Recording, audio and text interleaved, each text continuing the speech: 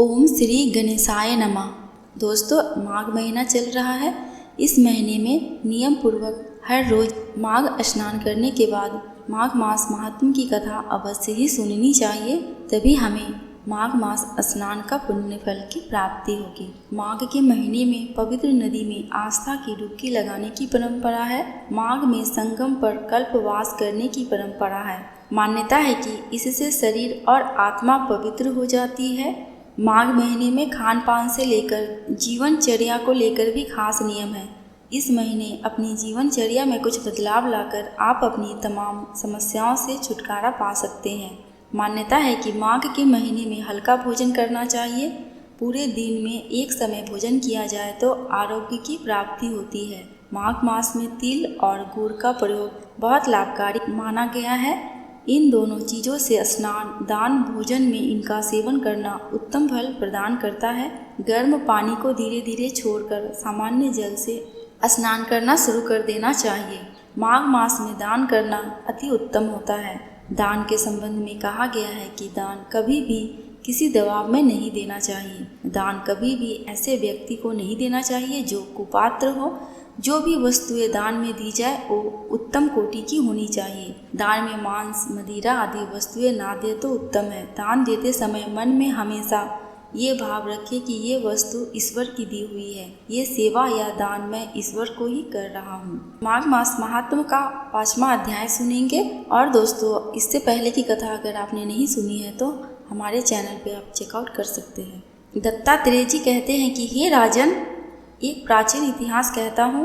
भृगु वंश में ऋषिका नाम की एक ब्राह्मणी थी जो बाल्यकाल में ही विधवा हो गई थी। वह रेवा नदी के किनारे विंध्याचल पर्वत के नीचे तपस्या करने लगी। वह जितेंद्रिय, सत्यवक्ता, सुशील, दानशीलता तथा तप करके देह को सुखाने वाली थी। वह अग्नि में आहुति देकर उच्च वृत्ति द्वारा छठे काल में भोजन करती थी। वह वल्कल धारण करती थी और संतोष से अपना जीवन व्यतीत करती थी। उसने रेवा और कपिल नदी के संगम में 60 वर्ष तक माघ स्नान किया और फिर वहीं पर ही मृत्यु को प्राप्त हो गई। माघ स्नान के फल से वह दिव्य 4000 वर्ष तक विष्णु लोक में वास करके सुंद और उपसुंद दैत्यों का नाश करने के लिए ब्रह्मा द्वारा तिलोत्तमा नाम की अप्सरा के रूप में ब्रह्मलोक में उत्पन्न हुई। वह अत्यंत रूपवती, गान विद्या में अति प्रवीण तथा मुकुट कुंडल से शोभायमान थी। उसका रूप, यौवन और सौंदर्य देखकर ब्रह्मा भी चकित हो गए। वह तिलोत्तमा रेवा नदी के पवित्र जल में स्नान करके वन में बैठी थी।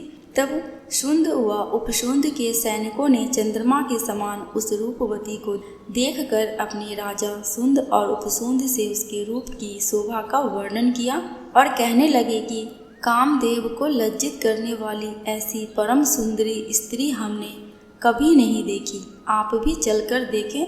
तब वह दोनों मदिरा के पात्र रखकर वहाँ पर आए जहाँ पर वह सुंदरी बैठी हुई थी और मदिरा के पान विह्वल होकर काम किर्रा से पीड़ित हुए और दोनों ही आपस में उस स्त्री रत्न को प्राप्त करने के लिए विवादग्रस्त हुए और फिर आपस में युद्ध करते हुए वहीं समाप्त हो गए।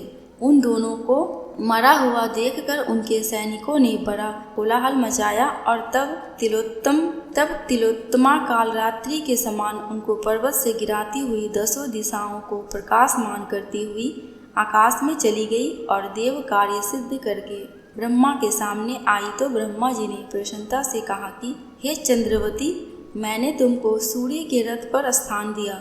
जब तक आकाश में सूर्य स्थित है, नाना प्रकार के भोगों को भोगो। सो हे राजन, वह ब्राह्मणी अब भी सूर्य के रथ पर माघ मास स्नान के उत्तम भोगों को भोग रही है। इसलिए श्रद्धावान पुरुषों को उत्तम गति पाने के लिए यत्न के साथ माघ मास में विधि पूर्वक स्नान करना चाहिए। माघ मास का 5वां अध्याय समाप्त। आगे की कथा दूसरे वीडियो में सुनेंगे।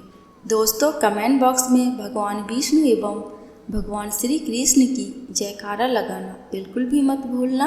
आपको मेरे चैनल पे व्रत त्योहारों की जानकारियाँ एवं उनसे जुड़ी कथा कहानियाँ मिलती रहेंगी। अगर आपको ये वीडियो थोड़ी सी भी अच्छी लगी हो तो प्लीज़ मेरे चैनल को सब्सक्राइब करके मेरी वीडियो को लाइक एंड शेयर कर देना। अंत तक वीडियो में बने रहने के लिए आपका दिल से बहुत बहुत शुक्रिया।